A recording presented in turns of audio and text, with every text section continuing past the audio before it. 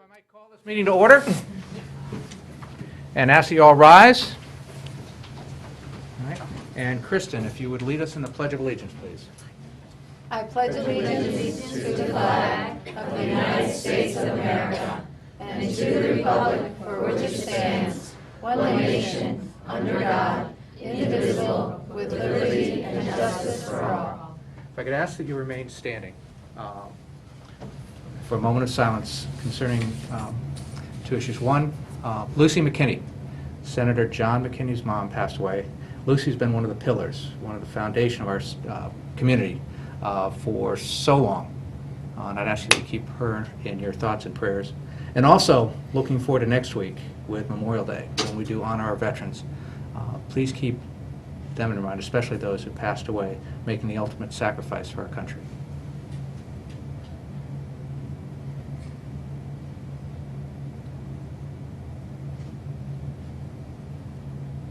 All right, thank you.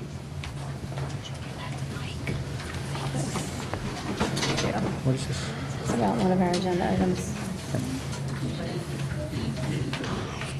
All right. We will not have a Wednesday's Pet, which is one of our customary items. It's come to my attention that former First Selectman Sherry Stenick is starting to adopt all the pets that she's bringing in here. But she did adopt our last one, so that pet did find a great home. And so we do not have a Wednesday's Pet this meeting. Next up, we have some special recognition for Fairfield's Earth Day celebration and our first annual student art contest winners. Is there somebody, Mary, did you want to come up and say a few words, or Larry? Let's see. Mary, if you could bring up whoever is appropriate and kind of introduce yourself and explain what this was about. Come over here. Hi, I'm Mary Hogue. I'm the chair of this year's Fairfield Earth Day celebration, and this is Sarah McGee. She's a senior at Ludlow who's been on our committee for 2 years, and the art contest was her idea, her project, and this is our first year doing it. And so I'd like to thank all the children who participated in the arts contest. We had approximately 300 children participate in our first arts contest event. Yeah, it was kind of overwhelming because it all came in about 2 days. Yeah, each event was produced thoughtful, creative, and inspired works of art. These artworks embodied one or more of the 3 tenets of the Fairfield Earth Day Committee of building community, supporting our local economy, and of course, to support our planet in a healthy, sustainable manner. We hope to work with the children and any other interested young artists to help promote the message of making every day Earth Day. It is truly inspiring that so many of the young citizens of Fairfield have an appreciation for the topics of the environment and sustainable living and have the initiative to produce these works of art. These young artists are our future, and I'm pleased the Board of Selectmen is honoring them today. Great, thank you. Now we have some certificates here, and I think the simplest way is for us to go up front. One of these we'll figure out how to do all this. I know, right? And what we'd like to do Not everyone is here, but is these are all hand out the certificates. If you're not here, please don't come up. What we're going to do is hand out the certificate. If you are here and we call out your name, please do come up. Why don't you guys stand up here so you can shake their hands as we do this? Sure. Whatever works. And Do so you want I'm. everyone to line up Well, in front? keep them up here as they go. Yes, yes. Please come up and stay up, so we have so we can get you all on TV. All right. Can I just start reading these, or? Yes. All right. All right. Rory Tamoulis. Rory, all right. Congratulations. Here's your certificate, and then just walk down here. Congratulations, Rory. Nice These job. 3 are cooked because they won together. They won together. All right. One group, Okay. they did a video. So, teamwork. I love that. Maddie Heron, Bridget Paulman, and Avery Oracheff.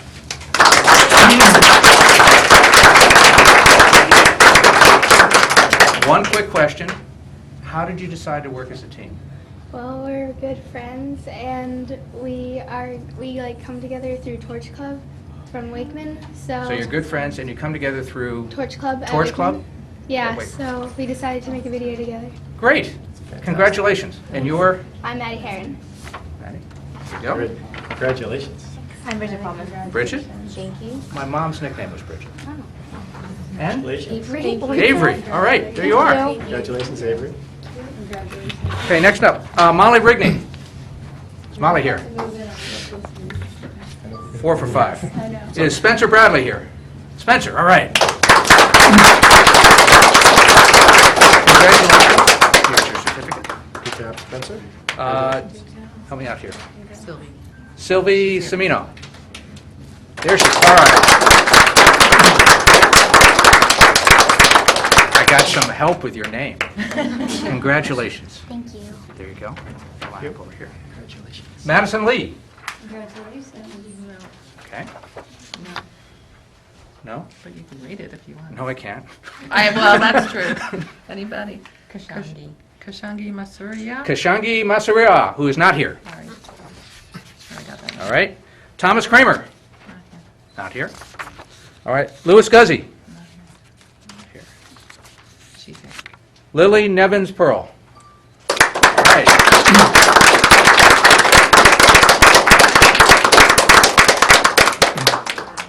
Congratulations. Thank you. There you go. Congratulations. Thank you. Anika Vuppala. She's here. Anika! Congratulations! Great job. Wow. An artist at that age, what a future. Haley Vandier? No.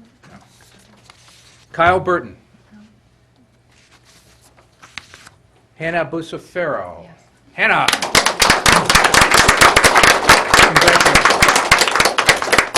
Congratulations. Congratulations. Now. All right, Lily Garbe? Lily, all right, congratulations. You still here? Congratulations, Lily. And Sara Rexford.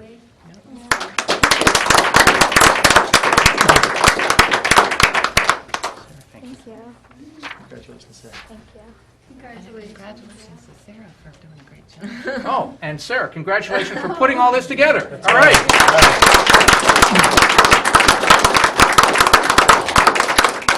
I just want to say I'm wowed by the wide range of artists that we have. And you know, we hear a lot about the Fairfield sports teams and everything they're doing. I got to tell you, this is one heck of an artistic team that we have here, and I'm really impressed. Colleagues, would you care to say any comments? Yes. I'm very impressed as well, and I want to thank you for your efforts on this contest, and thank you for making every day Earth Day and making us remember that every day. Thank you.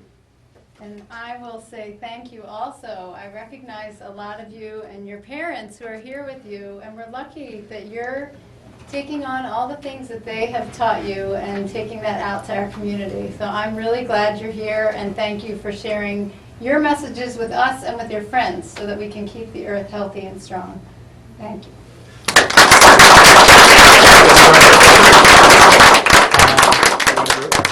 Do we want Do you want a group shot in front? Oops, sure. to? Yes. Jen said yes. Okay. Let me leave those with you. You can get those to the. If they could step up, we can go behind them. Can we get 2 rows?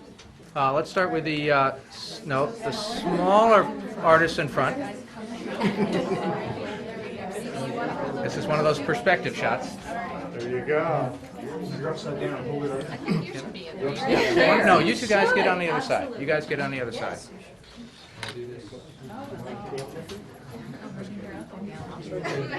Oh, Larry, do you want to join us up here?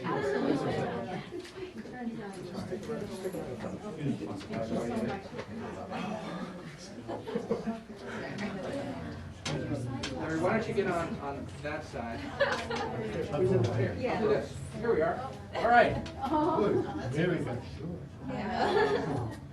This is my Penfield.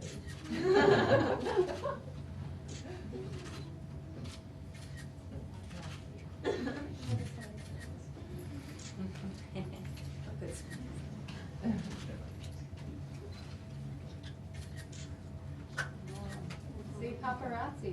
I feel like Derek Jeter. Thank you.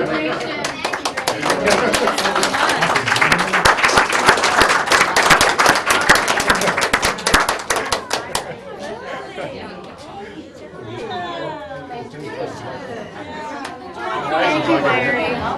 Thank you. And thank you, Mary. Thank you. Thank you so much. How come we waited for you to sit down before you called? Timing, Larry, timing. Thank you. It is my obligation to point out that those of you here for the Earth Day and art recognition, you are not required to stay for the rest of the meeting. You're welcome. Congratulations. Thank you. So, so nice.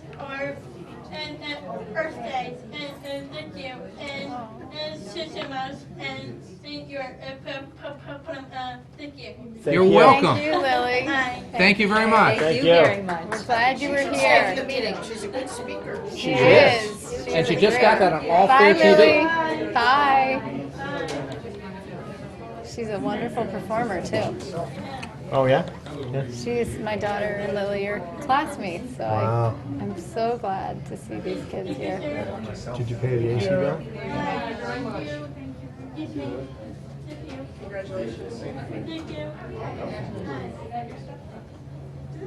All right, if I could ask for the discussion in the back of the room to calm down a bit. And so we can continue the meeting here.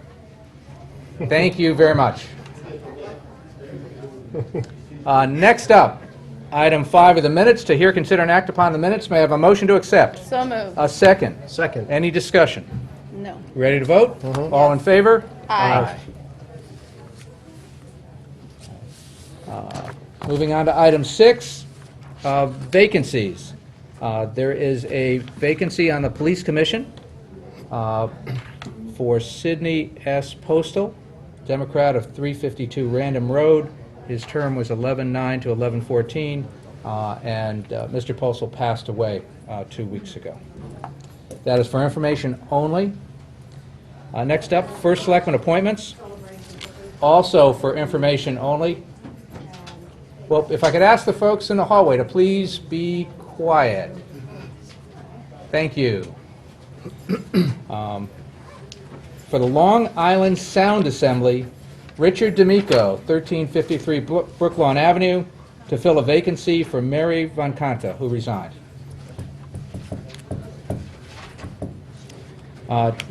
Item 8, from the tax collector. I think Mr. D'Amico is present, actually. Mr. D'Amico here? I'm right here. Oh, I'm sorry. Yeah, right front and center. Yes, there you are. Thank you. I keep looking for where, and I didn't see him in the back row there. One, just congratulations. Thank you. You are helping us out here a great deal in terms of Long Island Sound. We've gotten obviously very concerned about the sound in recent years between its rising levels and also the pollution and ongoing contaminants in that, and a number of big projects that take place there. So there's a lot of visibility, and this is kind of the center point of that. Would you like to step up to the mic and add a few words and thoughts on why you want to be involved? Great job. Okay, thanks. First of all, let me introduce myself. My name is Rick D'Amico. My friends call me Rick. And I've spent most of my career as either an environmental scientist or marine biologist. Among other things, for 14 years, I was the New York State coordinator for the Long Island Sound Study. In fact, when I got here to Connecticut and went to the Long Island Sound Assembly meeting, I saw a lot of my old colleagues who said, welcome to now that you're not on the dark side anymore. Yeah, New York and Connecticut do have a healthy rivalry sometimes. Sometimes. But I'm pleased to be succeeding Mary Von Kanta. I say succeeding because no one is ever going to replace her. Okay. Anybody have you folks have any? Just one comment that besides growing up in Fairfield and taking advantage of the sound at every opportunity, I actually managed to find a class in college called Physics 303, which is a junior level physics course, which turned out to be a water pollution seminar. And for my paperwork, my junior paper, I did a project on Long Island Sound.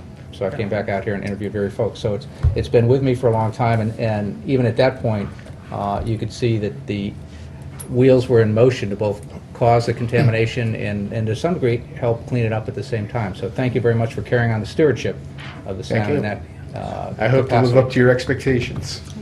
Thank you. My colleagues on the board, anything you'd like to add? Rick, we might? I just want to say, Rick, thank you very much for stepping up, and I think it's quite appropriate that your appointment takes place the day that the Earth Day Celebration Art Contest winners were here. So, I mean, that's a great conversion of events, and we look forward to working with you. Thank you. Thank you. That was, Selectman Kiley, I had the exact same Oh. thought, and we're very fortunate to have someone with your credentials getting involved in this, so thank you for your service. Thank you. Rick, thank you again. Next up, the tax collector. This was an item postponed from May 7th. Did you all receive an email from the town attorney on this? I think it was handed out just before this meeting. Yes, Did you get this?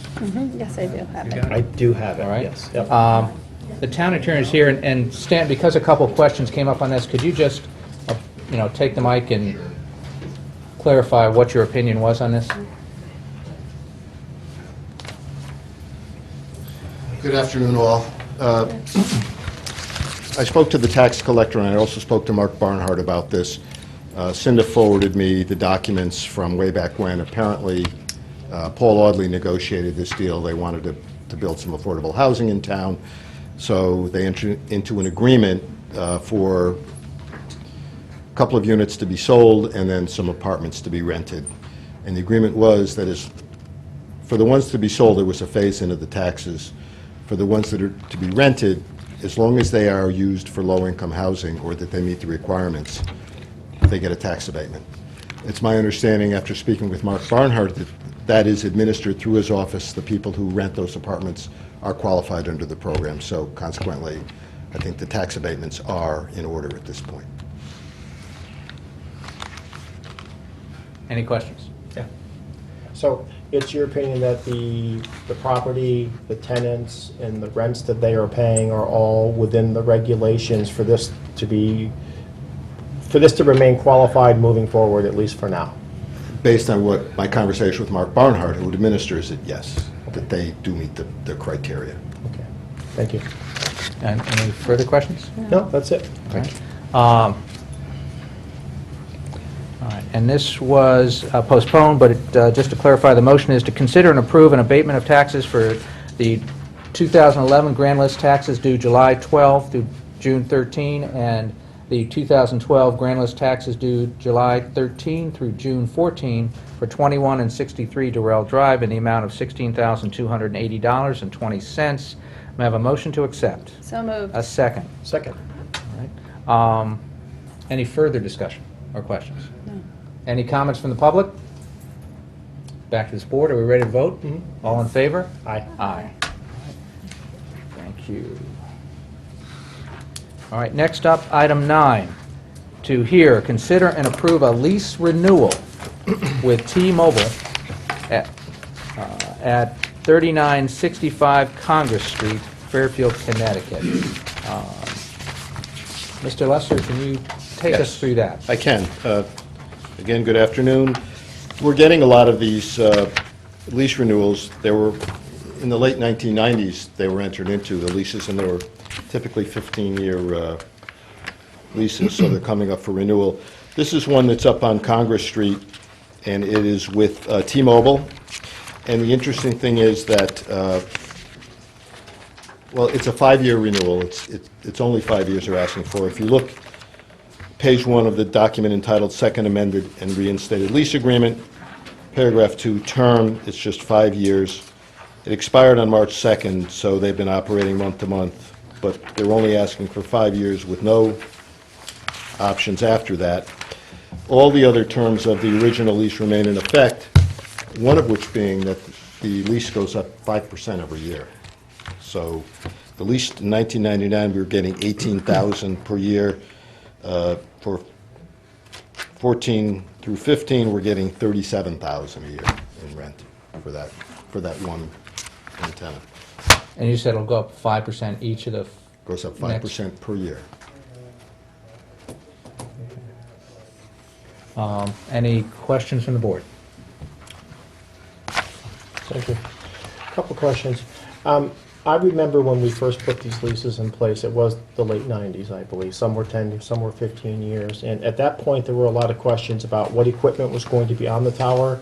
Could the equipment that was on the tower or proposed to be on the tower, could it be expanded? And if it could be, how could it be expanded to accommodate, either greater usage, different technologies, or, other decisions that the carriers might want to make, or equipment they might want to put on the tower. So my first question is, do we have a good understanding about what has happened over the course of the current lease as far as what equipment was there and now is there, and what's being used on the tower today versus 15 years back? I don't know specifics, but I can tell you that from time to time, we get requests from the cell phone companies to either upgrade the system or change out the equipment. Right. It typically doesn't require any more space, but when that happens, I think they might even have to submit it to the state also for permission. But since I've been town attorney, we've gotten a few of those, so I can only imagine over the last 15 years, it's probably happened. This is not, from what I understand, this is not the only tenant on this tower. There are other Correct. tenants. That's true. So, Right. in fact, I think we're negotiating with AT&T Right. right now because their lease has expired. Yeah. So, I was just trying to get an understanding of what technology is physically there that wasn't there 15 years ago, how it's being used, is it safer, is it not safer, is it more of an intrusion on the neighborhood or the health and safety of the citizens that might be in the proximity of the tower, or is any of that, better or safer now than it was 15 years ago? well, I believe that any equipment that's up there would have to meet FCC standards for safety. And so that it would be up to, I think it's FCC jurisdiction, not even state jurisdiction, over the equipment. As long as it meets their standards, I don't think the state has any say in the equipment that goes up there, or the town. So, does the siting council have any role to play in what equipment is eligible to go up there? Or, I just don't understand how that process would work if they want to change something out or add something. Because, today we're using this much bandwidth, and 15 years ago was, they were flip phones if you were lucky, and they were using a lot less. So I just don't understand.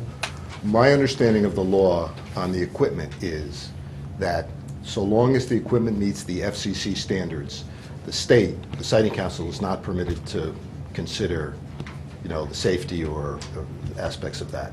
That's by federal law, and which obviously preempts state law, and I'm sure that it all does. But I believe that anytime they want to do something, they still have to submit the plans to the state. We get copies of the letters when they're applying for that, and I think the state has to approve it. Okay. My other kind of big picture question, that was one kind of bucket. The other kind of big picture question is, I don't know where the marketplace is for these types of leases today. Obviously we're 10 or 15 years later, so I don't know what the market rent might be for somebody going into a similar lease from the get-go, not just a continuation of the current rents plus 5%.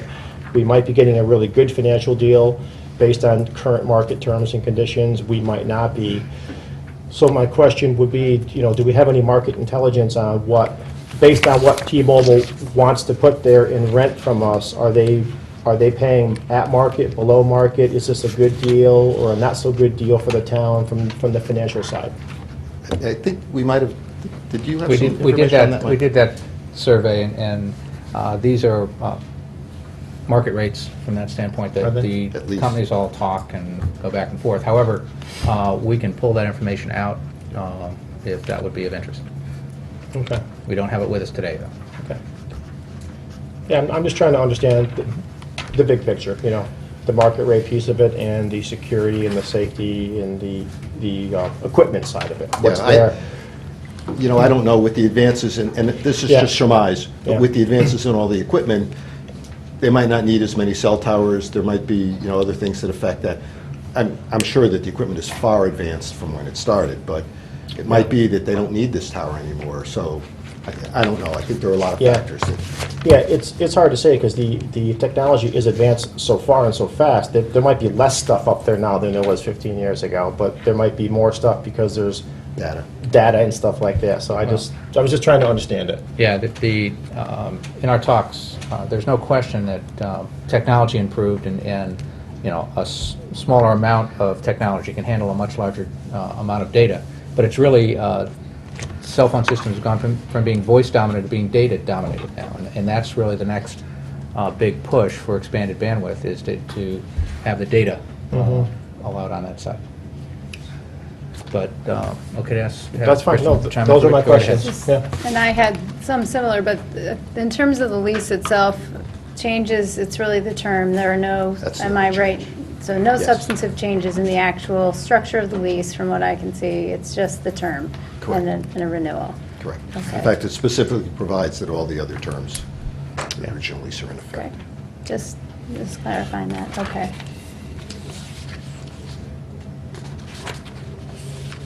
All right, any other questions? Any questions from the public? Comments? Back to the board. The two questions, Mr. Kiley, that you asked, the equipment on the tower in comparison to when it was first installed, I don't believe we have an inventory of, or that we have a clear answer on definitive, Yep. other than the fact that it kind of still works. Right. And second, we don't have the, if you will, the market data for other leases Right. at this time. So the only way to get those would be to postpone this to a date certain, so we can provide further information on both those if that would be your desire. Well, I'm not looking to specifically postpone the item. If you guys want to vote on it, that's okay by me. I just don't feel personally informed enough to vote yes. So if we were going to vote today, I would vote no, just because I don't know enough to be comfortable to vote yes. Okay. If we want to wait and get the information, I'm certainly fine with that. Okay. Mr. Lesser, if you could, any impact of us delaying this to the next Board of Selectmen meeting? Or This has to postponing? go to the RTM. So if you can make it by the next one, they're month to month now. Yeah. There's no lease, so, I mean, it's a practical matter. They're still paying and they're still up there, so whatever you want to do is fine. And they're making their payments, I read in the Oh, yeah. document. Yeah, the payments are I'll up to tell you, date. Yeah. The leases, we get paid right on time for That's all the good. leases, yeah. Well, if So that- I don't think there's, If that's not Whatever an you wanna do. inconvenience to either the board or to the process, I guess I would be inclined to, unless you folks disagree, to kind of, Why don't you make a motion? before you do that, unless you specifically need me, I won't come back to the next meeting, unless you want me here. Why don't we see what we find out, and then... That's what I mean. Yeah. Unless, if you want me, We'll let you know. thank you. Don't forget your paying. thanks for the reminder. That's why I said that. Okay. Mr. With Crowley, that said, motion. I move to postpone item 9 to the next Board of Selectmen meeting, which is dated June 4th. Is there a second? Second. Any discussion? No. Any comments from the public on that postponement, and the postponement only? Back to the board. Are we ready to vote? Yep. All in favor? Aye. Aye. That item stands postponed. Next up, to hear a report from the Memorial Day Parade Committee. The Memorial Day Parade is something that's become part of the Fairfield culture. It is renowned throughout the state as being the best parade in the state, as well as the largest. That was confirmed by our police chief a couple years back when he talked about the number of cars getting off I-95 to come visit Fairfield before the parade to try and find parking spaces and places to stand. And because of all of that, I thought it would be good to have a representative from the parade committee come up and fill us in on who operates the parade, how it works, and kind of what we have planned. So, Mr. Quinn, can you introduce yourself and take us through Certainly that? can. Tom Quinn, and I live on Monroe Street in Fairfield. And this year, I'm the parade chairman. So you all understand how that works. The parade committee is made up of the American Legion, both posts, one here in post 74, one in Stratford, 143, the VFW, okay, and the DAV. And they represent the volunteer committee that runs the parade. Okay? Along with that, we are fortunate to have Betsy Brown as our recording secretary and boss. Okay? We don't make any mistake about that. Okay? And we have about 8 to 10 active members on this committee until parade day, in which case the volunteers turn into about 100 to run the parade. And so this year, it's my lucky year to be the parade chairman. Just to give you a little bit of background, 3 years ago, I was also the parade chairman.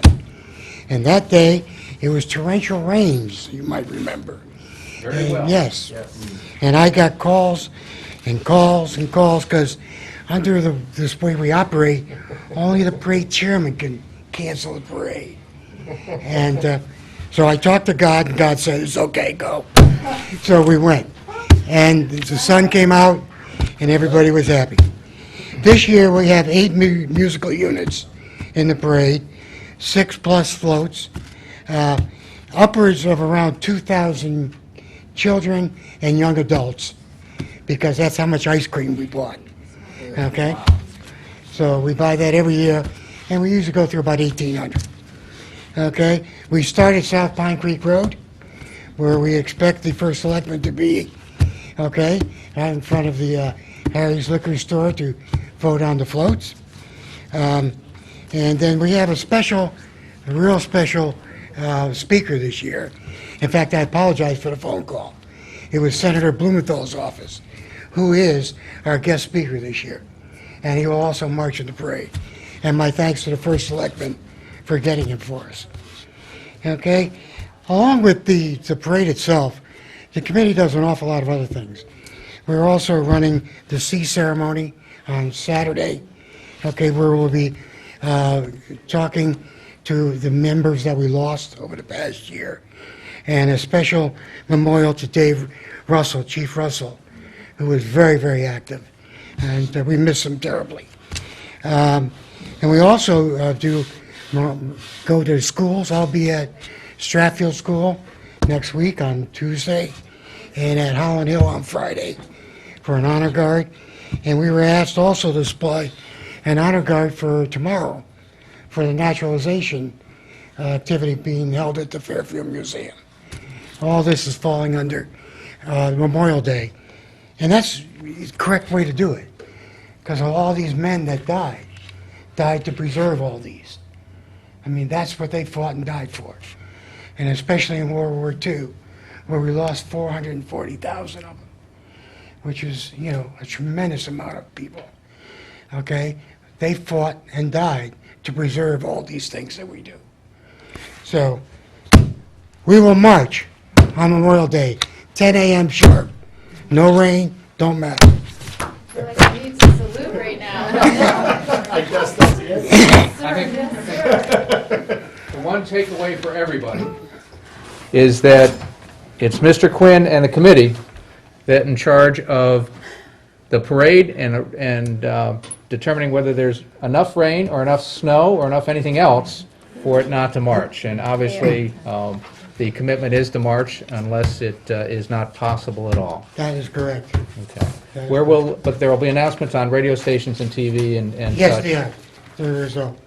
And that's made by 6:15 in the morning. That's all set. I never bother reading that because there's not going to be canceled. There you go. Okay? But it's by 6:15, and channel 600, and the TV channels 8 and 12. Very good. There you go. Thank you, Mr. Quinn. You're quite welcome, sir. And then one just final comment. The Rotary Club of Fairfield is conducting their annual food drive. And they will be walking before the parade, after the parade, and along during the parade in clearly marked shirts and accompanied by a truck before and after, and are looking to collect non-perishable items that will be donated to Homes for the Brave in Bridgeport. And I think that's, they will take cash if cans are not available and somebody didn't want to carry those along. Last year, Fairfielders who attended the parade generously donated $4,500 during the parade, which helped save and change lives. And I want to thank our Rotary Club for taking this project on and taking advantage of the parade to collect the food and perhaps cash. And I would encourage everybody attending the parade to bring along some non-perishable food or perhaps a cash donation to support our veterans. So, Thank you. Tom, thank you. Any questions or comments from the board? Go ahead. Thank you. It's Yeah. very, Thanks very, goes to all the people that work on it. we know we're going to see you again in a few minutes up here, so many thanks for all of the things that you do for us, Thank you. Mr. Quinn. Thank you, Mr. Quinn. Thank you. Actually, you're not going too far. I'm not going I anywhere. guess you're saying- Next up, Riverfield Building Committee. To hear an update from the Riverfield Building Committee that Mr. Quinn also happens to chair. Yes, So, yes, that was my volunteer month. Yes, we have 9 members in our committee. We've been, actually, I looked it up, and I didn't realize it, but we started in March of 12. That's right. So it's, we're almost there to retirement age now. But we have been working diligently on putting together the plans for Riverfield.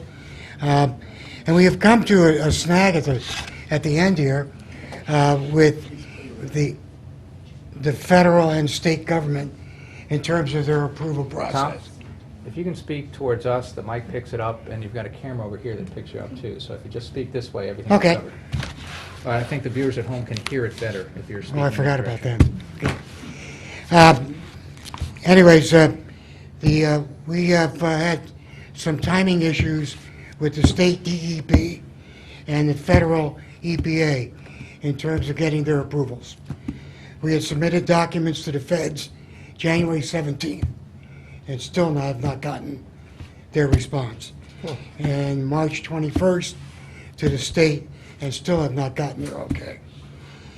And along with that, the committees looked at our timetable, and if we didn't get stuff in the ground in June, we would miss this summer.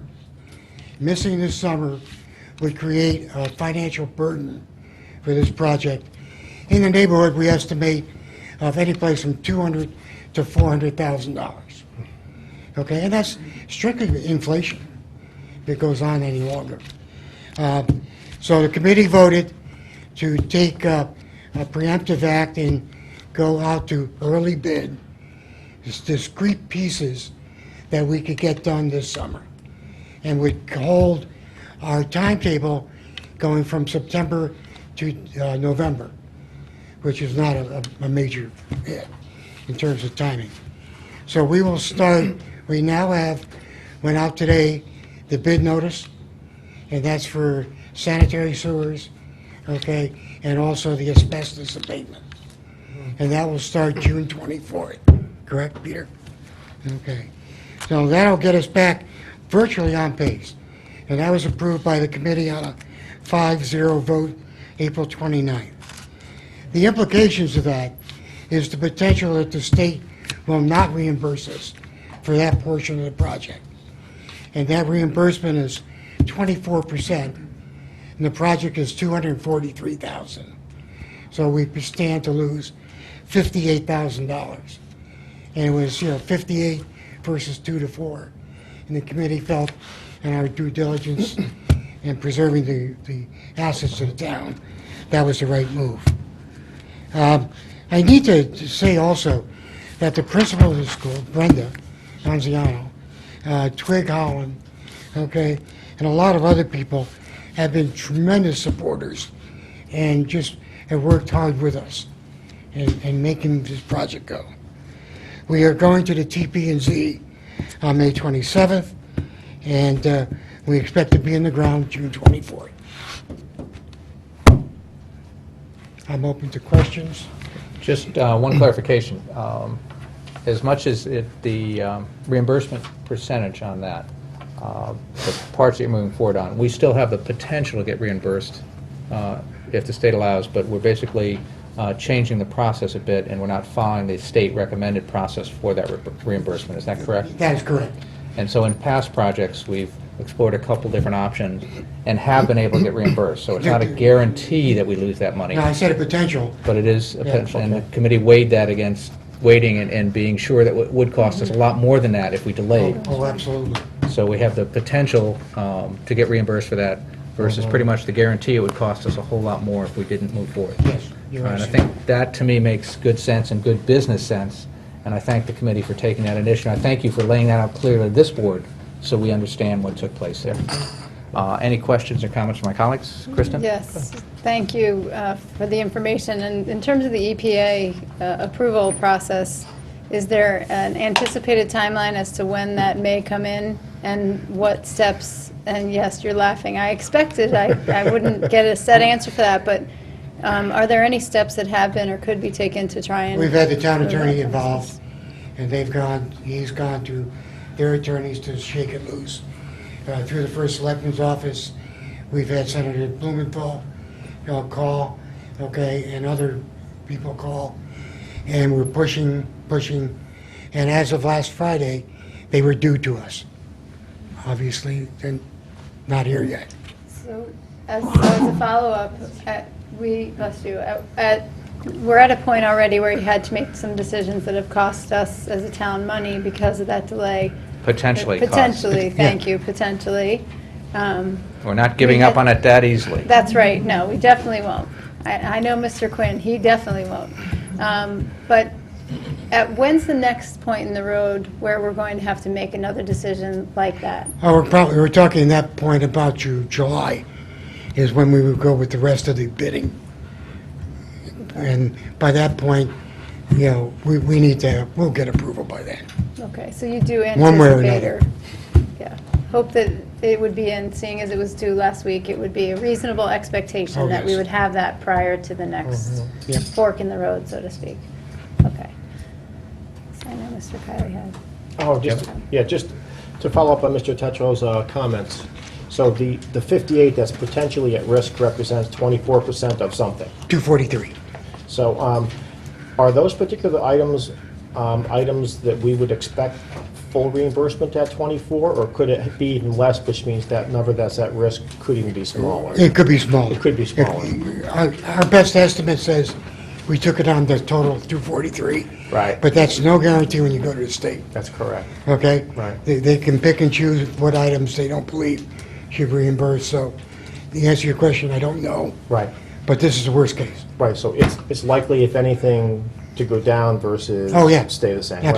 Absolutely. Which makes your decision even smarter, right? Because there's even less risk, potential risk there to be concerned about, to be offset by the known risk of the $200,000 to $400,000 That is correct. of additional expense by delaying, in addition to all the other things that come with that, process being slowed down. So Exactly. Thank you for that. But my only other question at the moment is, I know it's kind of early, but if, let's say it's $58,000, does that present any budgetary issues for you at the moment? If you had to pay it, can you find room within your current budget to absorb that? Reimbursement is not part of our budgeting process. That I understand, but there will still be less money left.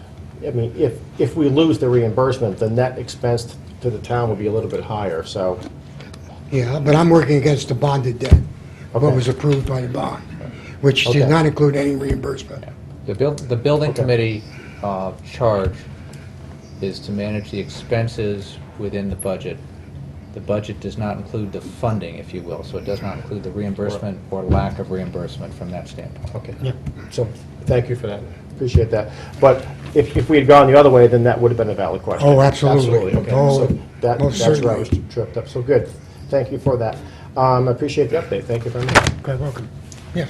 I have one other question just related to site plans and working with the neighbors. I'm wondering if all those issues are resolved at this point in terms of, I know at one point in the committee conversation, there were some questions about screening and all that. Are those? Everything has been brought and put on the table, okay? All the neighbors' concerns, okay, or accolades have been put on the table. And we've attempted to answer any of their concerns. Whether that fully is, makes the problem go away, can't tell you that. But we have answered and made a good faith attempt to answer all the concerns. You're addressing it and having the open Absolutely. conversation there. Thank you. Any other comments or questions? Mr. Quinn, thank you, and thank you. Please convey our thanks to the building committee for the Sure long will. hours they put in. I was at the Riverfield School Fair with Mr. Quinn, and it was fascinating to see the number of parents and administrators that came up and personally thanked him for his efforts and making him part of the Riverfield school community. Yes. Great. Thank you very much. Thank you. Thank you. All right. Next up, item 12, to hear an update from the Penfield Building Committee. Mr. Bradley, thank you for joining us today. You're welcome. I wish it was just a building committee.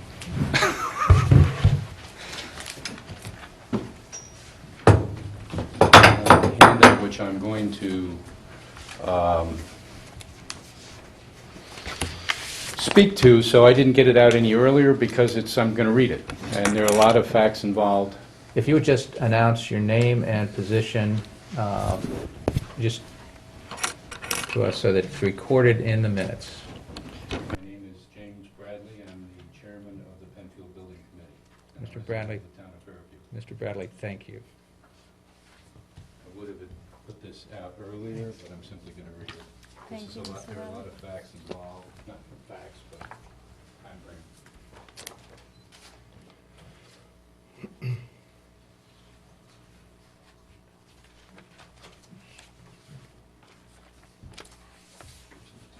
Thank you very much. Thank you for inviting me for an update. I think it's due, and I'm going to, as much as I like to speak extemporaneously, because I want to make sure that we get everything down and out. The first meeting was held on site. This is our first update to the Board of Selectmen. Our first committee meeting was held on site at Penfield and included a presentation by the Department of Public Works and a walkthrough of the site, the building, and the foundations. And to go through the foundations, it meant crawling around underneath the building. The building committee has been meeting twice each month on a regular noticed and scheduled basis. In addition, there have been 3 special meetings, including those held to select the project manager and the construction and the new project engineer. The building committee drafted a detailed process flow chart as a guide for the best sequence for gathering information, opinions, and there are plenty of them, public comment, investigation of issues, and deliberation regarding the repair options. You have a copy of this, and this is really meant only to kind of give you an idea of the type of detail that the committee has been dealing with.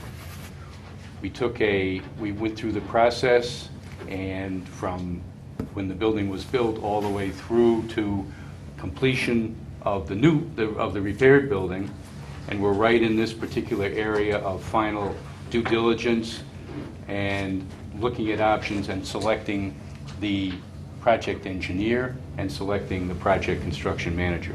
And I'll get to that in a minute. We have different reference points here where we go to the Board of Selectmen and the RTM. So we're pretty much on, I would say, on schedule, but also certainly in sequence with this flow diagram. We did this basically to keep the committee on track and also to let the public know that we were doing this in a very methodical way, an organized way.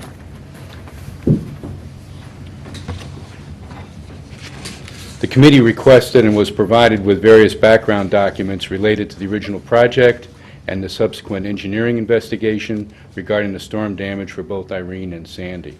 And I have to thank Public Works and Engineering for doing a lot of work in that area, getting us information. As an interim action, the committee requested that the pavilion be adequately fenced, that the fire and intrusion alarms be repaired, supplemented, and activated and monitored. This scope of work has been completed by DPW. The one thing we didn't want is to have something happen to the building right in the middle of all of this, so that's what we did. The RTM was provided with an interim update on February 24th. There are different ways to approach the issues that developed and the best solutions regarding reconstruction and repair for a project like Penfield. The committee chose the extensive fact-finding route sooner than later. This approach allows for better understanding of the multiple interrelated issues and better decisions when balancing the extent of repair, cost, schedule, and future storm damage risk. And most importantly, this approach often results in the problem solving itself. In other words, the more information you get and the more you digest it and the more familiar you are with these issues, the solution or solutions to be discussed and debated really jump out. The committee received presentations and met with the Town Department of Public Works regarding project history, soils and foundation and construction details. The Town Engineering Department made a presentation regarding the project site elevations, flood elevations and history, storm damage, bulkhead design, and construction. JMA, the investigating forensic engineer, provided us with a full presentation regarding their final report. And as you know, their report included issues related to the foundations, the building and infrastructure damage assessment, repair and reconstruction options. We heard from Robert's Associates, coastal engineers, regarding coastal storm impacts and protection options. We had a meeting where we heard from Heller and Johnson, who were the soils engineers, brought in to do soil test borings and provide an opinion about the site and the stability of the soils below the building. We received a presentation and met with the town FEMA representative, Jim Wendt, and went through FEMA criteria, repair, and reimbursable cost determination. We had an excellent presentation from Tom Stanke from Conservation regarding coastal issues and historical beach accretion and loss, as well as regulatory issues.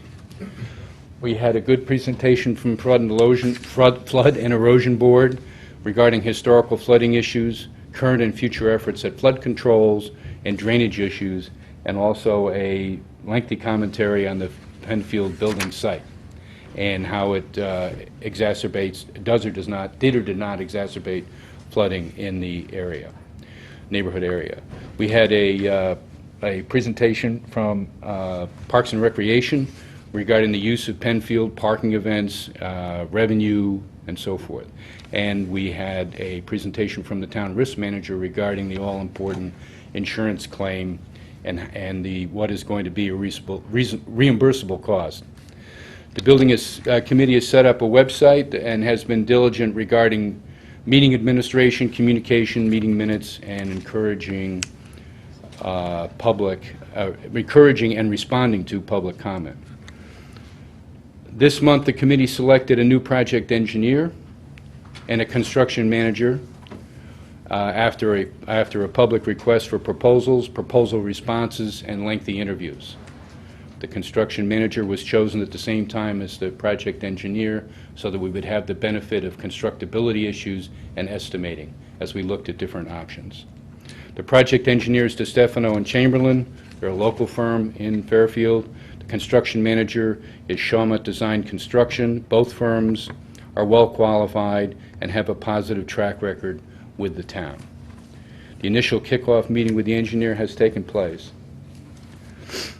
There are many factors implementing the option to repair, and when I say repair, I mean the building above the floor, which is everything from sheetrock to the kitchen equipment to electrical and mechanical, and to reconstruct the building foundations and structural support system. The building repair above the main floors is something which is pretty normal for a building that's even had as much stress damage as that one.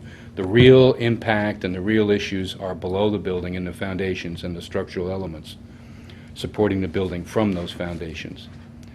Many of these issues, I'm just going to note of some of these issues that we've been facing and we are facing right now, not necessarily limited to these issues, but certainly understanding and evolving issues related to coastal storm protection, impact of the new FEMA regulations. The building is now in a V zone, high velocity zone, and which means new FEMA requirements, which we must comply with once we pass through or breach the FEMA threshold. Obviously, the whole scope of work, cost and schedule, existing soil conditions, site elevations, and configuration related to coastal flooding, risks related to exposure to future storms, and obviously funding sources and management, especially regarding the insurance claim. The building committee requested each engineering and construction management proposer, and there were 3 construction management proposers and 2 engineering firm proposers. We asked each one of them to review the project and present their preliminary take on the possible repair options. That was one of our requirements during the interview process. We thought we'd get some free information, and actually it worked out. By doing this, the committee received additional input from engineering construction firms that are fluent in the issues and possible solutions. One firm provided us with an analysis of each of the options, both risk of the cost, risk, and schedule. It's a pretty impressive document. The committee has learned that the building can be repaired from both a physical and economic standpoint. The various options boil down to 2 basic approaches: repair and protect in place, or raise, repair, and protect to FEMA V-zone requirements.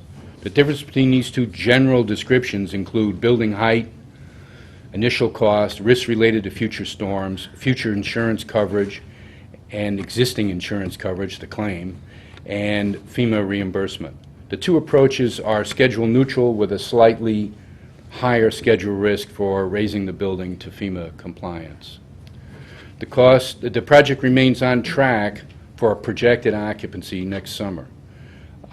We have been following a schedule that this particular version happens to be March through October. You have a version before you, a smaller copy, obviously.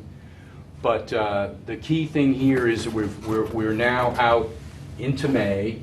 In this bar chart, these tasks have been accomplished, and we're looking at a 5-month design program and an 8-month construction program. And I bring that up because we did test that with the candidates for engineering and construction management, and they do feel that it is doable, but they do offer conditions like approvals and funding come along when they're needed, and also that one of the options doesn't get overly complicated. So we're hopeful, and we'll be back before you and before the RTM as far as how the schedule is working out. We'll know a lot more as we get into the summer. We'll know more about costs and more about schedule. This is a complicated project, and the emerging, I think, in the going-in feeling and the emerging feeling is we want to do it right. It has to be done right. So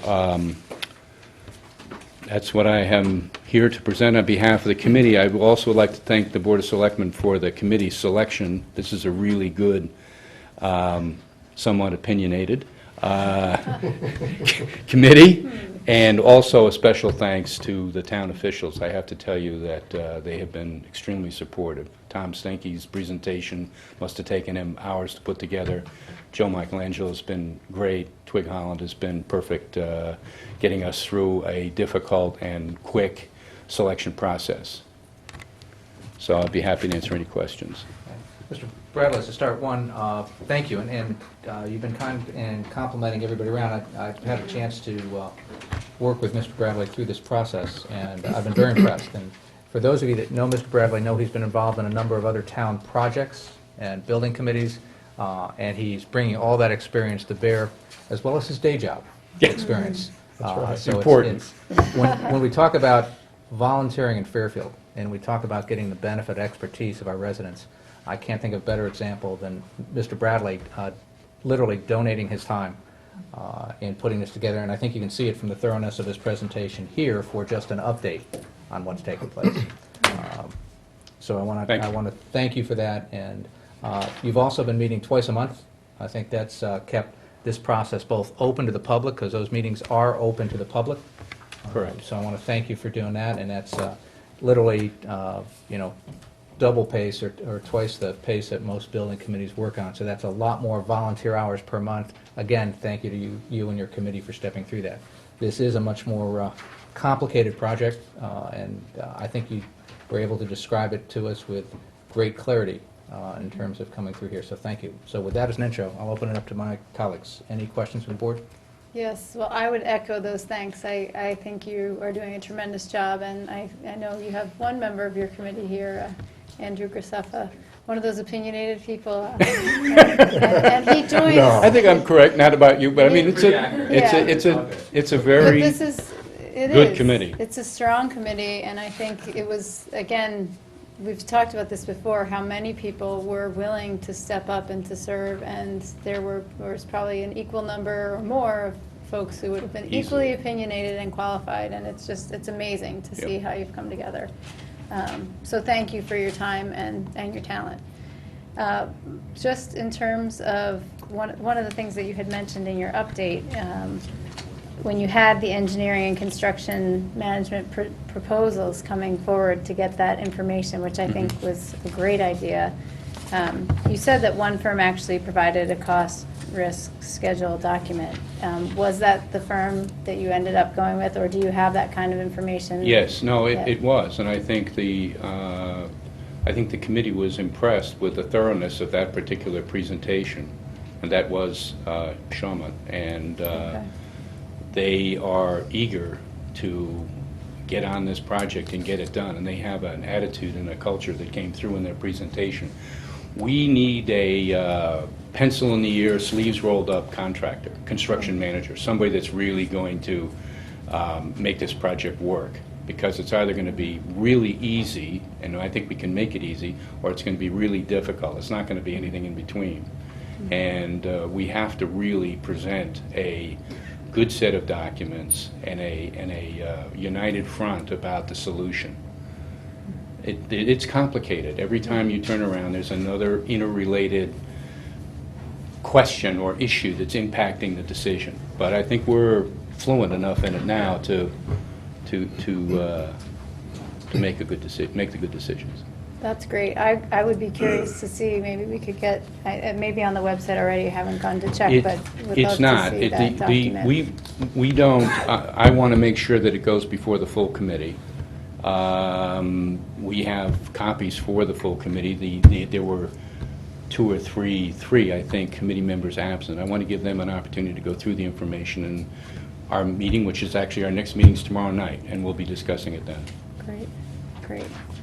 I had one other question, which maybe for the first selectman, which I know there's always the conversation when we talk about this issue, which is the insurance reimbursement question, and if there's any information about that you can share publicly would be wonderful. Yeah, there's been an offer from the insurance company. We're clarifying the terms of that offer, both in terms of what's included in coverage and what happens if the cost estimates that are being, in essence, estimated by an insurance company don't pan out. And simply, do we get extra money? Do we get some more additional, if it's much more complicated? The point of clarification, I think, simply, as Mr. Bradley said, the insurance reimbursement is based on replacing what was there on October 28th. Right. In simplest terms, we can't replace what was there on October 28th. The foundation is not the same, the sand is not the same. We can't just throw more sand back there and build it the way it was, even if we chose to do that. So it's that whole foundation issue that's creating issues. Insurance companies, simply put, is giving us an estimate to replace what was there on October 28th.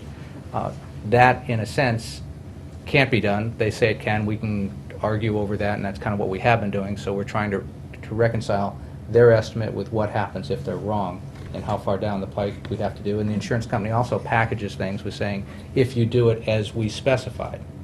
Well, the way they're specifying it, in our opinion, may not be the best way to do it. So then the question is, okay, what if we do it differently and it takes more money? So that's the kind of discussion that lays it out. So the short form is, we have an offer we could accept now. We are trying to clarify and dot the I's and cross the T's on what that offer means. But the source of the funding, be it insurance, we're also applying for some FEMA reimbursement, potentially based on the direction that the committee chooses to go in, and there may be a town component of what's taken place. We're looking at all those sources of funding, but the source of funding should not confuse coming up with the proposal that is in the best interest of the town.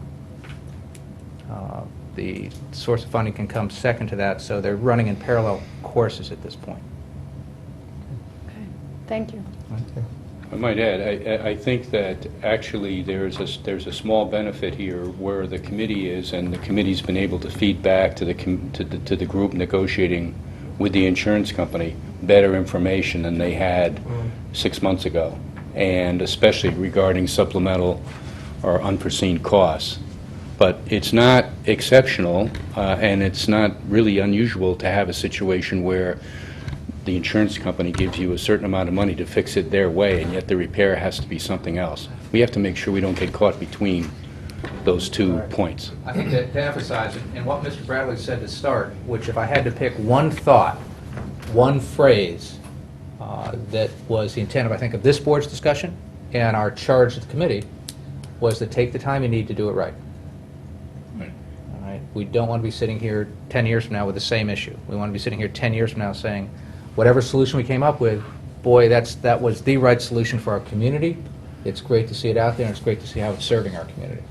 And there's a big driver that wasn't there before, and that is the change in FEMA standards and requirements, design requirements. And so that's a big change, significant change.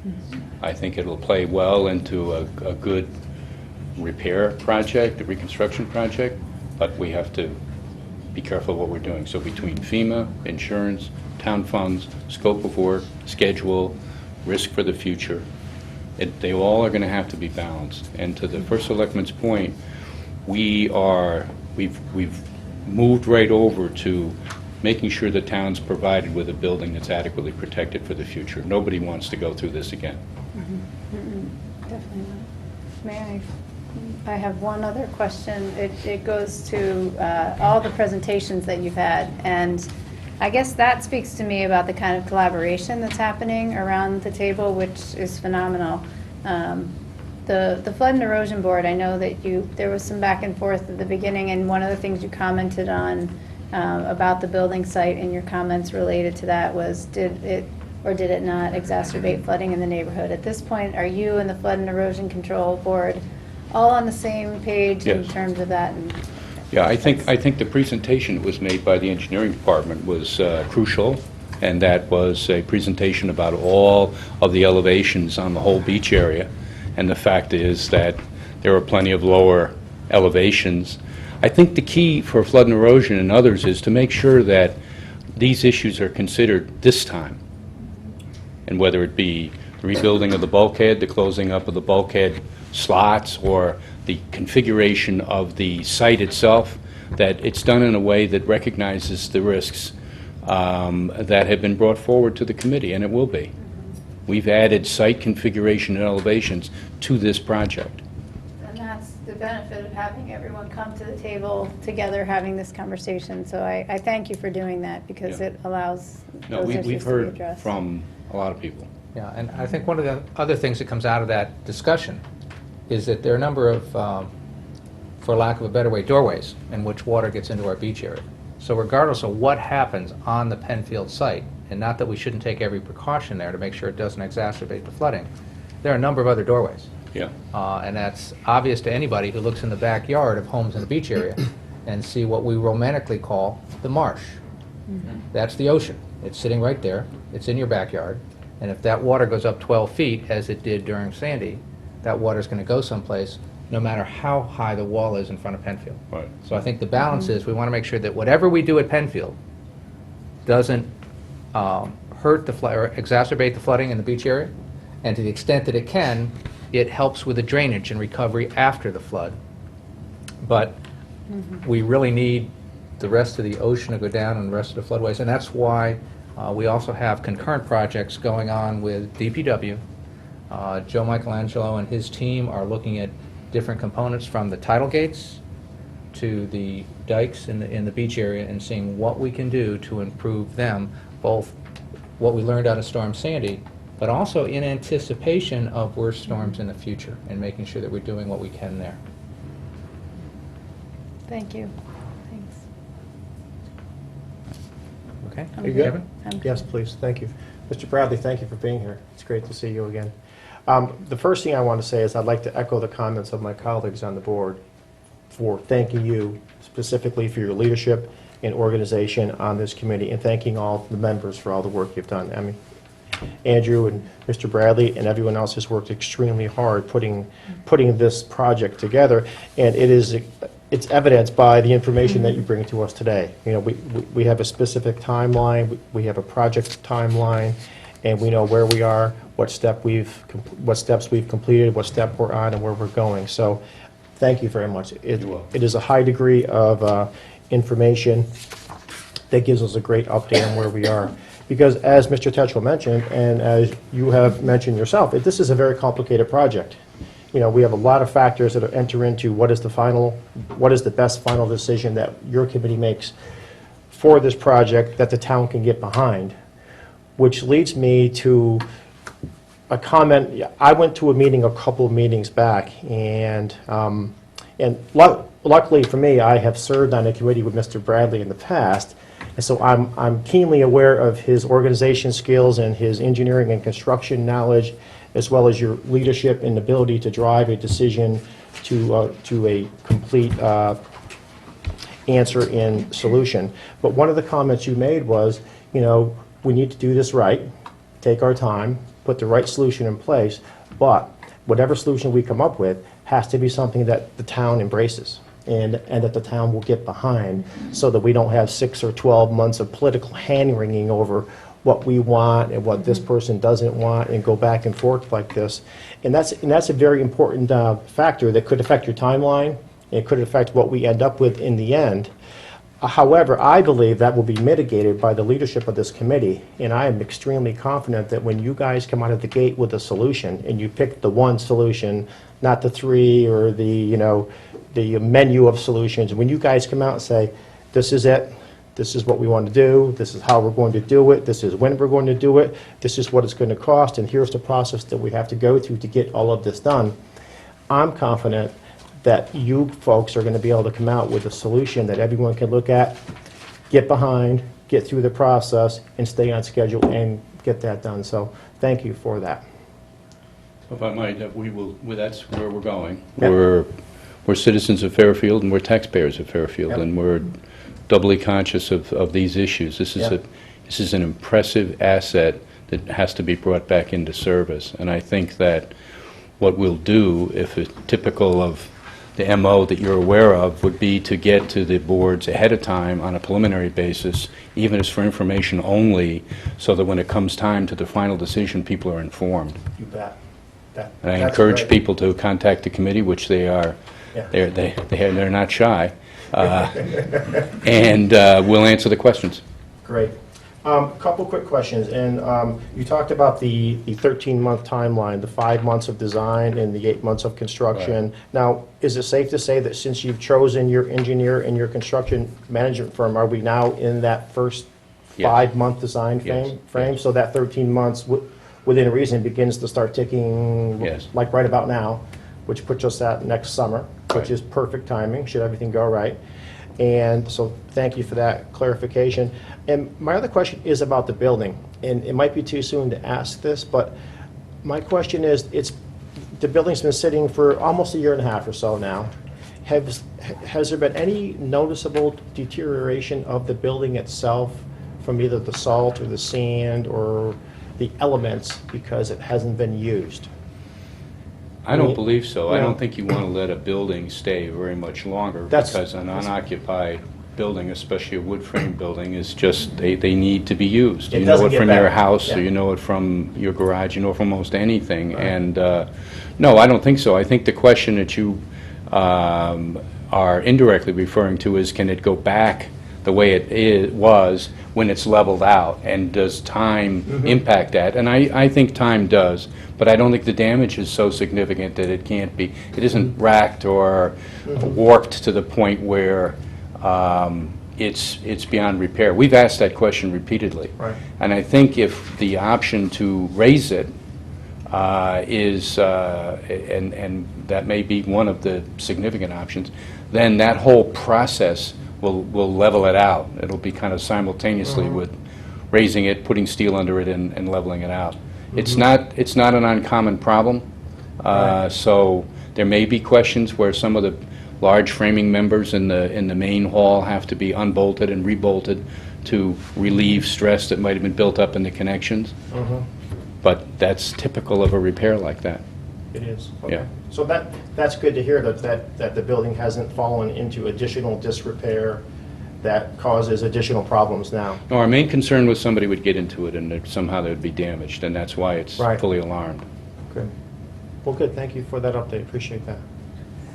Thanks for all the hard work. Any further questions from the board? All right, Mr. Bradley, thank you very much. Okay. More than welcome. Right. Next up, we have from the, item 13, from the Fairfield Bicycle and Pedestrian Plan Advisory Committee to hear, consider, and approve a charge for the Bicycle and Pedestrian Committee. We have, here we are. There they are. Mr. Graceffa. Also a two committee member up here. Yes. There we go. Good Busy, job, Mr. crazy schedule lately. Hi, my name is Andrew Graceffa, resident of Fairfield, obviously, and the former chair of the Bicycle and Pedestrian Plan Advisory Committee. As you may know, the original committee was charged over 2.5 years ago with developing a bicycle and pedestrian master plan for the town, along with various town bodies, private entities, and the technical assistance of GBRC. We developed the plan, which was endorsed by the Board of Selectmen last June, 2013. In November 2013, we came back to have the committee's charge extended for another 6 months in order to give time to determine the next phase of the committee and what at the time was the expectation to try to implement the plan into the town's plan of conservation and development. Since then, we've been working on other projects, so just to give you a brief update of the elements that we've been working with. We have implemented a senior sidewalk snow shoveling volunteer program, which should launch next winter. We are very close to establishing the town's second bike route into Southport and eventually down to Pequot Beach. And as a side note, the first route on Mill Plain Road is actually, the Department of Health has been contacted by the CDC to use it as a case study. So Sara Levy should be commended for that. We are using grant money to purchase new high-quality bike racks for the downtown streetscape. We are planning, next week we have a proposal in front of the Town Plan and Zoning Commission for new bicycle and pedestrian zoning changes. And then lastly, under the leadership of Alyssa Israel, our current chair, and Jack Frenzen, our vice chair, we've spent some considerable time developing a new charge for a standing bicycle and pedestrian advisory committee. By doing that last note, the committee will fulfill a core recommendation of the master plan that was endorsed by the Board of Selectmen. The charge and the master plan will be the governing and guidance documents for the committee. This will be where the plan is expected to reside, not in the plan of conservation and development. It will allow the town to have a standing 9-member volunteer committee to monitor and coordinate the bicycle and pedestrian efforts in town, whether it be education, enforcement, infrastructure, and other recommendations in the master plan. We expect that a formal application and appointment process will be undertaken through and by the First Selectman's office. But we've already conducted an informal survey, and at least 8 contributing members have already volunteered to serve. So there is considerable interest in participating in this committee. This is a critical step in helping Fairfield become a bicycle and pedestrian-friendly town and represents the next phase of a continuous improvement process. And we request your support for the establishment of this permanent committee and the proposed charge. And I'd also like to share the floor with the Vice Chair, Jack Frenzen, who'd like to speak briefly. I'm not sure if you want to. Go right ahead. You can just do your piece. Thanks, Andy. I'm Jack Franson, Vice Chair of the committee, and I'm always sort of looking at the practical aspects of things. From my point of view as an architect, I'm thinking of architects like myself, engineers, landscape architects, and surveyors who are looking for some specifics when they do plans in the town of Fairfield. They're looking for clarity, and they're looking for direction when they do site plans. And primarily that's for special use projects such as religious institutions, libraries, clubs that are in residence zones, and also the design districts where you have to prepare a detailed site plan.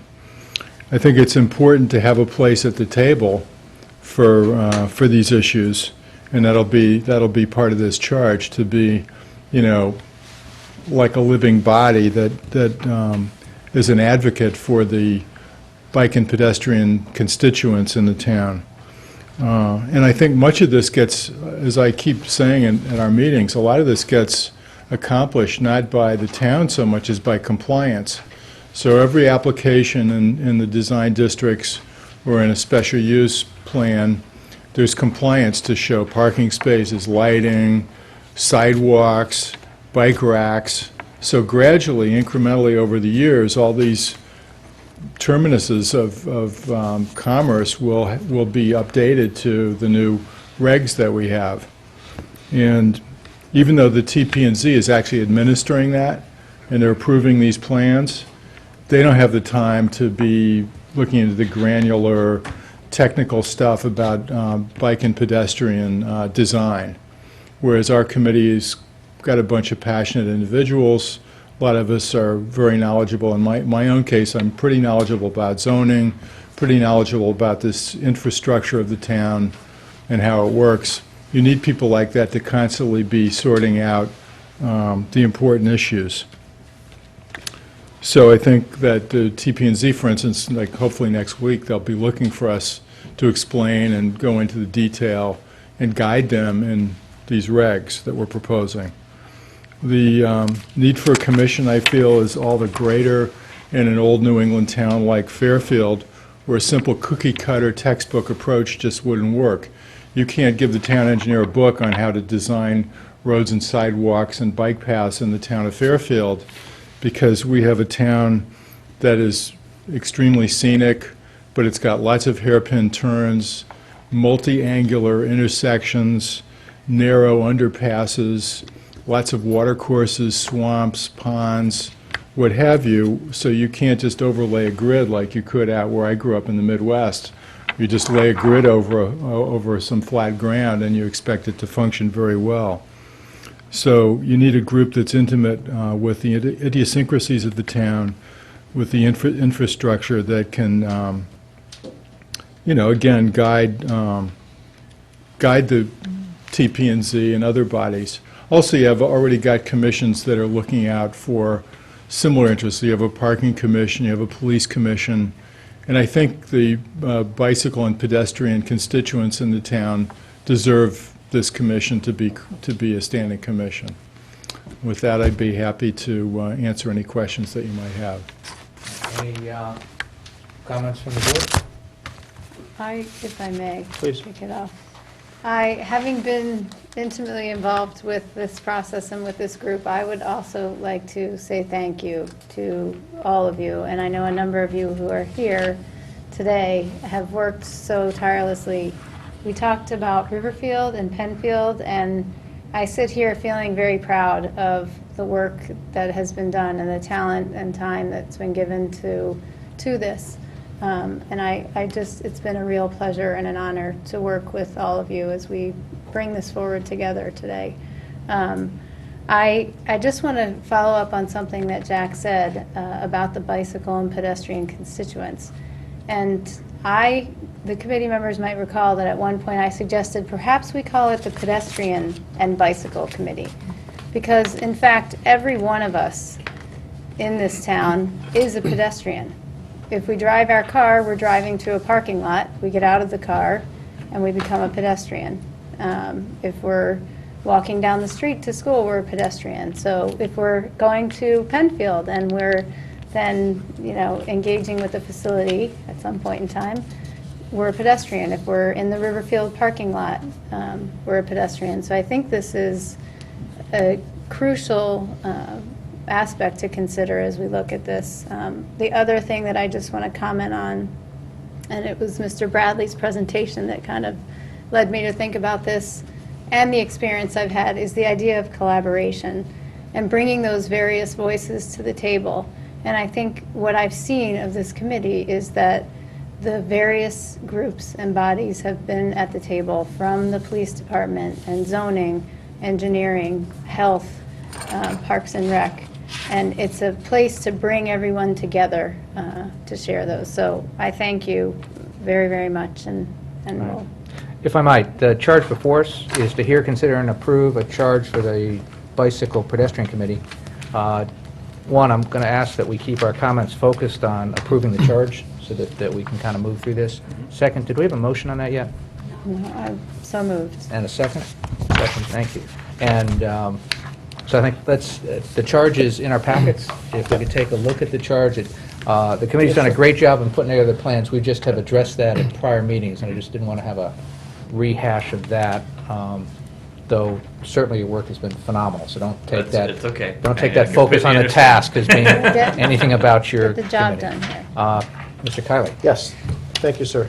Thank you, gentlemen, and thank you for all the work you've done on this project so far. Quickly to the charge itself, as was mentioned, I see the forming of this permanent committee as a continuation of our support of the projects you came before us last year that we have reaffirmed a couple times. So you certainly have my complete support on that going forward. And thank you for all your work to date, and for the effort you put together to put this charge together, which looks like it looks like a well-organized committee that you're putting before us. My first question was, are 9 members too many? And I think you've answered that you've got at least 8 standing in line who want to be on the committee, so I guess you've answered that one effectively, because sometimes smaller is better, sometimes bigger is better, but you guys know best on this, so thank you for that answer. And the only other question I have, without being too technical, as far as how this committee fits into our government, will it be because I've used the words back and forth myself a few times. Is it going to be a committee or a commission? Is there a technical difference? Do we need to be concerned about that? About how it reports up? Will this still be a committee that reports into the Board of Selectmen, or will this be something else? I'm just not crystal clear on that chain of command, if there is indeed a question there. Yep. Let me offer 1, 2, 3 thoughts, and Sure. and we can certainly discuss that. From my standpoint, committee or commission, just it's been called a committee for so long, committee has a nice ring to it. It's not a fire commission or police commission, it's not charter-based, and there's not a department underneath them that they're managing. Right. So committee member sounds like an appropriate Okay. comment. I'm Makes not sense. sure, I don't believe there's any legal technicality there, and certainly if there is, we Okay. can come back and Sure. revisit that.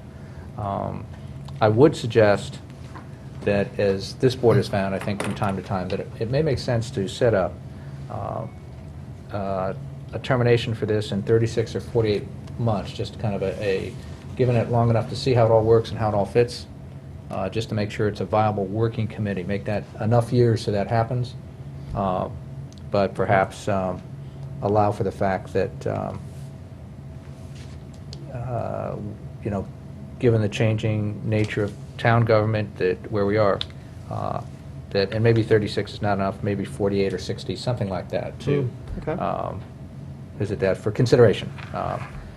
In terms of how it fits in, and I'm going to go back here, Mr. Graceffa, have you talked to zoning? There is a, it seems to me it is, and I like Mr. Franson's comment about kind of as each project comes up, this slowly gets integrated into our culture, as well as into our town. Have you talked to zoning about being included in the code review? When projects come up, that's early, that's kind of pre-application.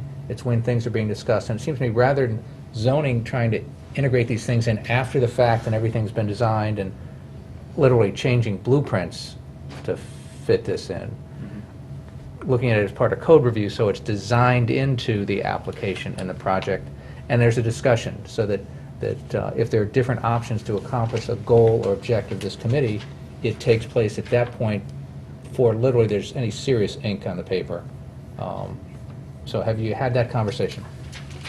I have had informal conversations with them about having a regular interface with the committee. My initial take on that would be right now there are pedestrian requirements or pedestrian facilities requirements within the zoning code. Yeah, and there are you do have the master plan that lays things out. I was Yes. kind of trying to respond to Mr. Franzen's comments that there are different techniques, approaches that may, and there's a little bit of dialogue that may have to take place, especially early on, when you're trying to educate developers, as well as, I'm going to suggest, learn from them in terms of what their constraints are. No disrespect, Mr. Franzen, I know you're really experienced in this whole area, but, so that type of thing, has that... Yeah, we have not set up a formal structure to do that, but in the zoning amendments that we are proposing, or we plan to propose on next week, one is for applicants to provide a bicycle and pedestrian facilities plan about how they're being accommodated on site, and the other is for sidewalk width regulations. Within that, there is flexibility for the commission to act based on geographic constraints, based on any other site constraints. So it would be our expectation and our intention to, if there are problem areas and there is need for flexibility on a certain issue, that there is an interface between our committee and their application process. Yeah. As best as possible. We would meet probably a little less frequently than the Town and Planning and Zoning Commission, so if it would be a review on an informal basis with Jim Wentz and Joe Devonchek's department, that's what we would probably prefer. Okay, because as much as these are recommendations as opposed to hard and fast regulations, and as much as we're learning together here, that some sort of dialogue would seem to be an appropriate part. And Mr. Conlon, I'm just trying to build on what you were asking about. Yep, I hear you. In that, so I don't mean to... No, absolutely, it's a good point. But it seems to me that might be a way to integrate this into the approval process in a soft way to kind of educate. Yeah, that would be our contention, just make sure that it's we wanted to approach the conversation element and not have it be us be necessarily a piece of the approval process, but be a method for dialogue, with planning, with engineering, with health, and those types of things. And I guess what I'm trying to avoid is, having had a chance to serve on the Planning and Zoning Commission a while back, I don't want to see this ideally come before the Planning and Zoning Commission and to say, no, it's too costly at this point to incorporate much in. We'll do a little bit of this, but we can't do as much as we would like to if it had been designed in closer to the start of the project. So it's that hitting project hitting that economics. sweet spot between us not necessarily being part of the approval process, but actually having, for lack of a better phrase, being part of the review process, if you will. And see, the code review, if you have time to talk to Joe and Jim about that, might be a good step to have that when everything is still soft and developing. Okay. From that standpoint. So just for your consideration. I'm sorry, Mr. Kiley, I jumped in. No, great point. I'm good, thank you. I have had a lot of conversations with the group. I know one thing I just want to note, and something that we have had conversation with as well, which is the second part of the establishment members and terms paragraph about removal of a member of the committee and attendance. And I know this is something that we face for some of our boards and commissions when... Not this one. No, not this one. Thank you. But that's something I think was addressed here, because that does sometimes get in the way, quorum. People's lives, obviously, work and family and other commitments that people have. But I just wanted to note that, because it's something that I would say is perhaps an issue to be addressed in a broader sense, and I do appreciate that it's here. I think that the way that it's written allows that it's not a matter of the group just saying, oh, we don't want someone on. It's simply, there's a process in place, and it would come back to the Board of Selectmen as well. So I just note that. Actually, I had a question on that exact point. It says failure to attend 4 consecutive meetings. That seems pretty objective, clear, and kind of black and white. Yeah. Without good reason. Who determines good reason or not? I don't have an answer for that. I mean, I think, I don't know. It's a good point. I mean, it could be the committee, or it could be the Board of Selectmen, I don't know. Well, the way I read the sentence would be that the committee would be making the recommendation about a member's attendance or, their desire to keep that member on the committee, and then they would come to us for us to say yes or no to your decision. So I would assume, the way I read it, it's a 2-step process. You It folks is. get together and make that determination based on things you know way better than we do, and then you would come to us for kind of a stamp of approval or questions and discussion. Right, and I mean, in the sentence before that, said a committee member may be removed by the Board of Selectmen for good cause upon 2/3 votes of the committee. So we are just making our recommendation to the Board of Selectmen. That makes sense. Committee. It's not going to happen anyways. We don't intend for it to happen. May I? Yeah, there you go. That's the attitude. There you go. I think, though, that it speaks to when you have just people who are not able to attend and you're not having communication. That's And in this case, I think my hope would be, and this would be with any body, that if there was a member that was communicating with the chair and couldn't be there, then I certainly hope we would not be removing someone who was still engaged in the process, but for whatever reason, good, bad, indifferent, but that there was communication happening, and they were remaining engaged in that way. Right, correct. One more question. Will this committee need to be approved by the RTM, or does it go forward from here just based on our vote? I'm going to take a look at this, much like a number of the commissions. I mentioned the police commission, fire commission earlier. That really goes forward with our vote.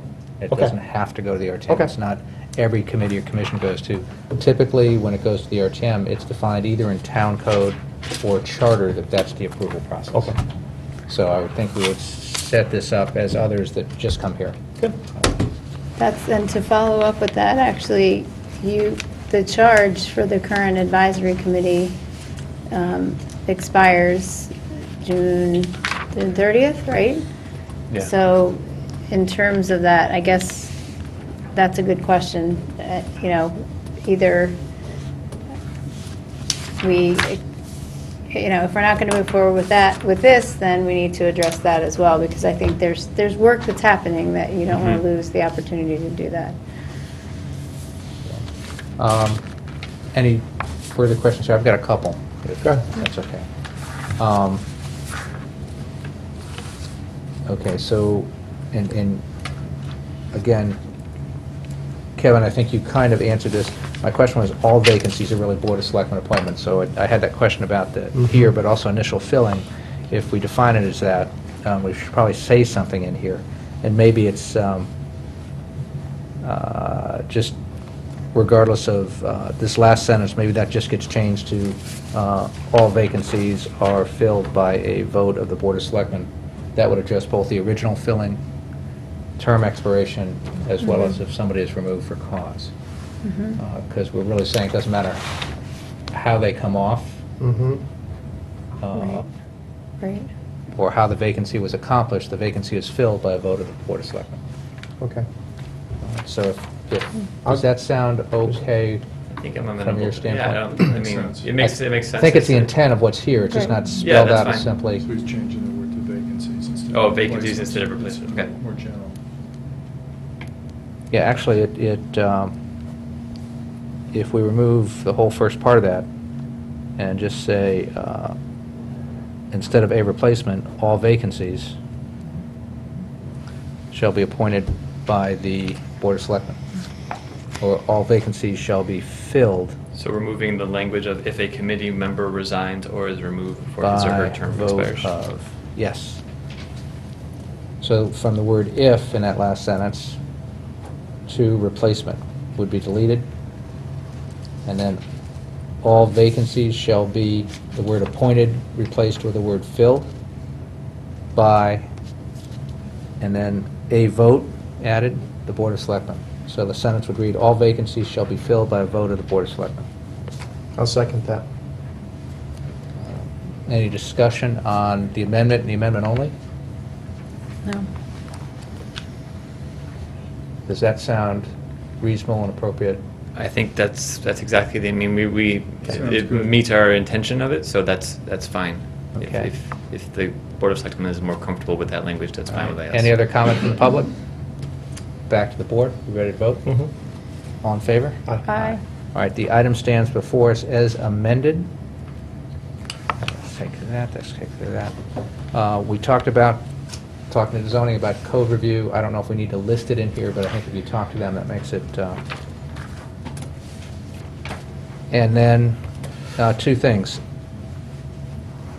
We've really had this committee set up as a kind of temporary committee, existing for, as they develop the charge and also develop the plan. So in essence, we've learned a whole lot about the process and that from there.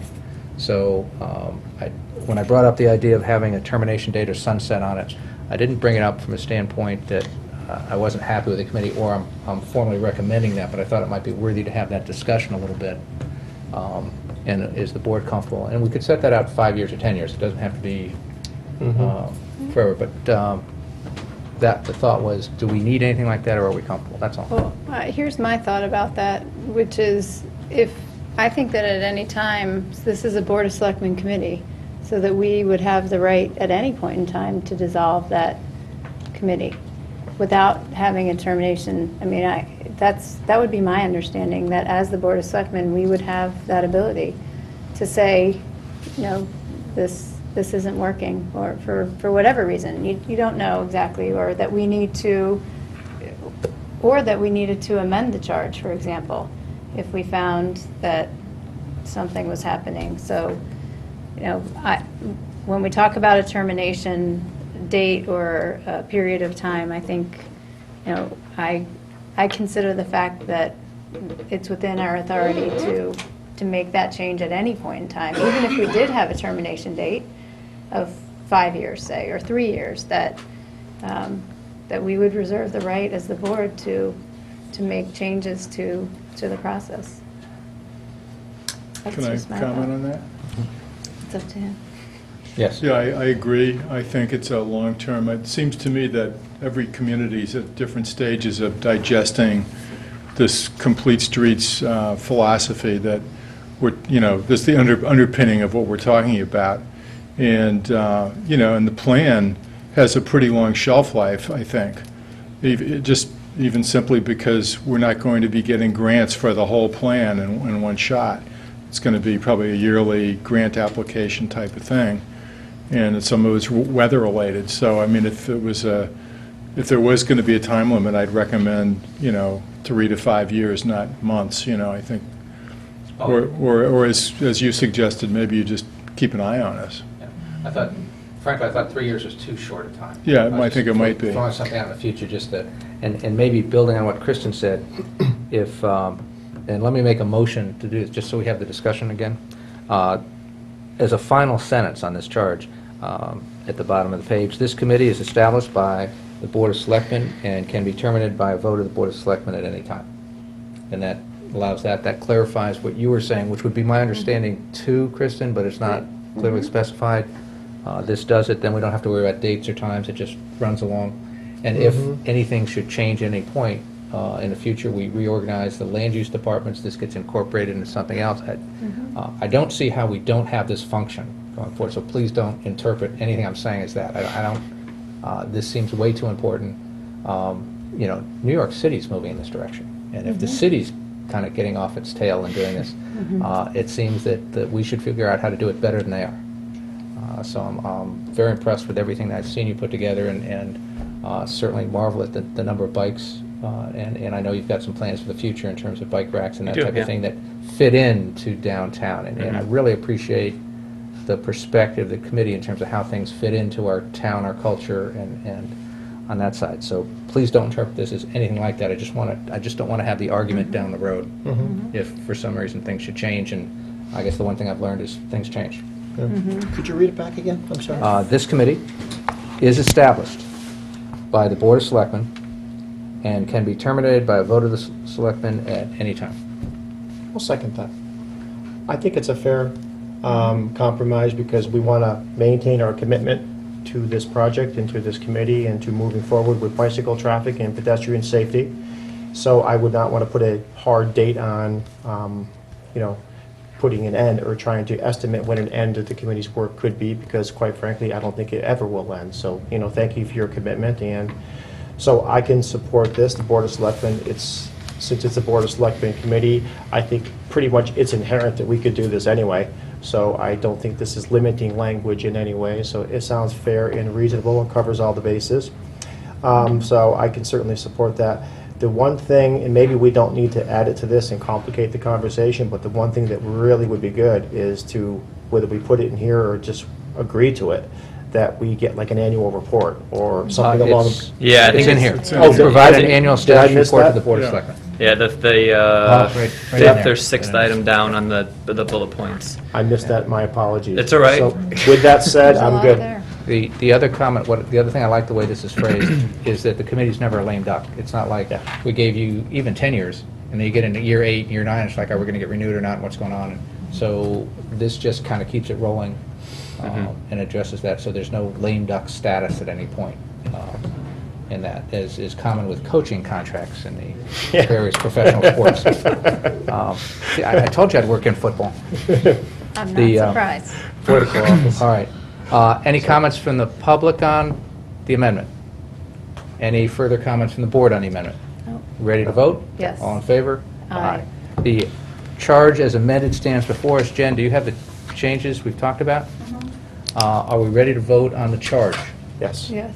All right. Any No comments public? I saw from a the hand back public there. on the charge? Judy, please come up, and I hate to say it, because we all know you, but please identify yourself. I'm Judy Ewing. I go to a lot of committee meetings. I have not read the charge, so my comments may be out of order, and you can tell me that. But it seems to me I'm not happy with the statement about the removing of people. I go to many committee meetings. People claim to have very good reasons why they can't be there, sometimes 3 meetings in a row. Then they come, then they have 3 other good reasons why they're not there. But the problem is getting a quorum sometimes. You don't want inactive people. So I think the best thing to do is to just keep after them and to say, well, if you really can't participate, would you mind resigning and we find somebody else? Because they're going to have good reasons. You're not going to have anybody just that doesn't come. These people are interested, but it might interfere. And I would just cut that right out of there and deal with it like the other committees do. When things start to fall apart, you have to deal with it. The other thing is, I didn't hear you discuss anything about term limits. And I think that's very important. We have one standing committee now, the Special Projects Building Committee. There are no term limits. And I think we should do something about that, and we have talked, and we will talk. Just to clarify, Judy, in the sentence, it does say members to serve terms of 4 years. I see.